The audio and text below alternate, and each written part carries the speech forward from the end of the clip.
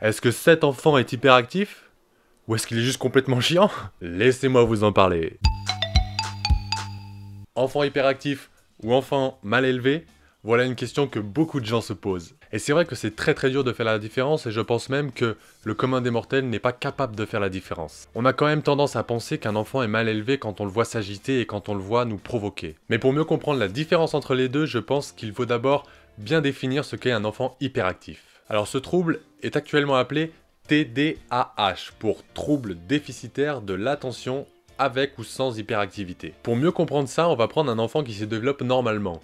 Dans son développement normal, un enfant va acquérir plein d'automatismes, et normalement, celui de l'attention. C'est-à-dire que dans n'importe quelle situation où c'est nécessaire, l'enfant va se concentrer sur une chose et maintenir son attention dessus. Un enfant qui n'a pas acquis ces automatismes sera incapable de fixer son attention sur quelque chose pendant longtemps. C'est assez difficile à imaginer de ne pas être capable de se concentrer sur quelque chose, et pourtant, certains enfants en sont incapables. Et c'est une maladie, ça n'a a priori rien à voir avec l'éducation. En fait, quelqu'un de normal va pouvoir arriver à focaliser son attention sur quelque chose, et donc ne pas traiter les informations qui se passent à côté, les distracteurs. Un enfant qui a un trouble de l'attention en est incapable. Il y a tout qui rentre sans filtre. Il n'arrive pas à filtrer, par exemple, la maîtresse qui parle au tableau, ou un camarade qui fait du bruit à côté.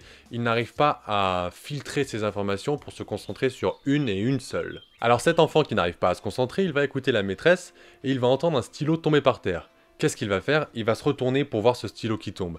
Il entend quelqu'un parler à côté, il va se retourner. Et donc impossible de se concentrer ni sur la maîtresse, ni sur la conversation, ni sur le stylo, ni sur quoi que ce soit d'autre. Et en plus d'être distrait par des choses qui lui sont extérieures, il peut aussi être distrait par des processus internes, c'est-à-dire ses pensées par exemple. Un enfant qui est perturbé par ses processus internes, on appelle ça plus communément un enfant qui est dans la lune. Alors je t'accorde que les enfants qui sont distraits par leurs pensées sont pas les plus chiants. Ceux qu'on va considérer comme mal élevés et étant chiants, ce sont ceux qui traduisent leur inattention par une grande agitation motrice. C'est-à-dire qu'ils bougent partout, qu'ils courent dans la classe, qu'ils tapent les autres. Je pense que ça t'évoque quelque chose que t'as déjà vu. Mais alors dis-toi bien que si c'est un dysfonctionnement du développement des automatismes de l'attention, ça va être très difficile pour lui de s'empêcher de prendre un objet qu'il voit sur le bureau. Ça va être très difficile de ne pas taper sur l'épaule de son voisin ou de parler à quelqu'un parce que ce sont des choses qui s'activent normalement chez tous les enfants, mais les enfants qui se développent normalement arrivent à stopper ces activations. D'accord? Ils vont peut-être avoir envie de choper la trousse qui est sur la table,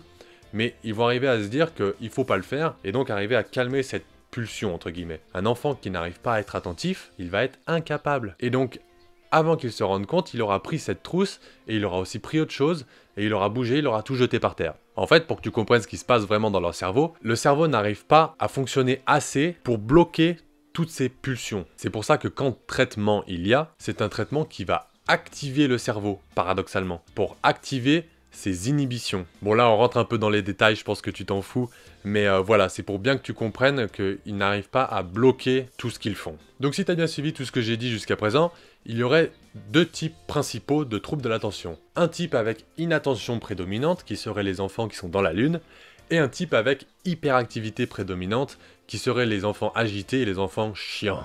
Et en plus de ces deux types, il y aurait un type mixte qui rassemble les deux. Donc pour aider ces enfants qui n'arrivent pas à filtrer toutes les informations qui leur parviennent, c'est simple, il faut réduire les informations distractrices. Donc quand un enfant fait ses devoirs, il faut qu'il y ait le strict minimum pour qu'il fasse ses devoirs, pour pas qu'il puisse jouer avec une gomme ou quelque chose, enfin s'il a besoin d'une gomme tu lui la laisses, mais il faut pas qu'il ait de jouets quoi. Pareil, il faut pas qu'il y ait de bruit, il faut pas qu'on lui parle, des choses comme ça. Il faut qu'il soit vraiment concentré sur ce qu'il fait, il faut qu'il n'y ait que ça. Il ne faut évidemment pas oublier de souligner quand un enfant se comporte bien, il faut parfois le récompenser. Il arrivera peut-être alors à acquérir le fait que s'il se comporte bien, il peut avoir une récompense. Donc voilà, retiens bien que le trouble de l'attention est une maladie développementale qui n'est pas trop de leur fait, donc c'est pas trop leur faute. Et malheureusement, certains parents utilisent ce prétexte pour justifier la mauvaise éducation de leur enfant. Et c'est là tout le problème.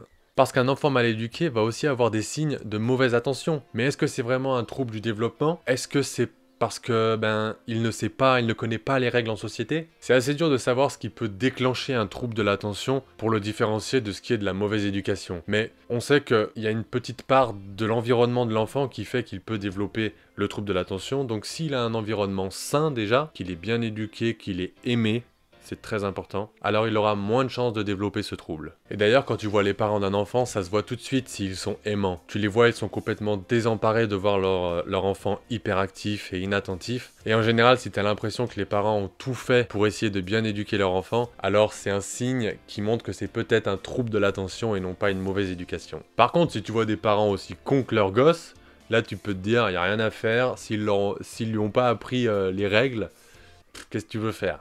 Enfin bon, si tu penses qu'un enfant de ton entourage est atteint d'un trouble de l'attention, n'hésite pas à te renseigner un peu plus pour accompagner l'enfant. Ça se traite, hein, ça s'accompagne, un trouble, pour limiter l'hyperactivité et l'inattention, et pour surtout l'aider à avoir une bonne scolarité. C'est très important, parce que le trouble de l'attention, en général, est prédicteur d'une mauvaise scolarité. Donc voilà, je pense que j'ai dit tout ce que j'avais à dire là-dessus. Il y aura sûrement d'autres vidéos là-dessus, parce que je sais que c'est un sujet de société qui intéresse du monde. Donc si ça vous intéresse vraiment, il y aura des choses à creuser là-dessus. Là, j'ai été très général, très global. Il y a plein de choses à creuser, notamment sur l'hyperactivité et l'inattention, la différence entre les deux, et comment accompagner un trouble de l'attention. Laissez-moi dire à tous les parents d'enfants hyperactifs que je les comprends, qu'ils peuvent avoir des fois des pensées de regret de leur enfant et même des idées de violence envers leurs enfants. Et ils s'en veulent d'avoir ces idées. Mais ne vous inquiétez pas, c'est très dur d'élever un enfant hyperactif et vous n'êtes pas parfait, vous avez des faiblesses et tant que vous ne leur faites rien, vous êtes respectable. Courage! Allez, n'hésitez pas à déchaîner votre hyperactivité sur le pouce bleu et sur le bouton d'abonnement. Montrez-moi que vous êtes des tarés. Moi, je vous laisse. On se calme. Et je vous dis à bientôt pour une nouvelle folie. Ciao!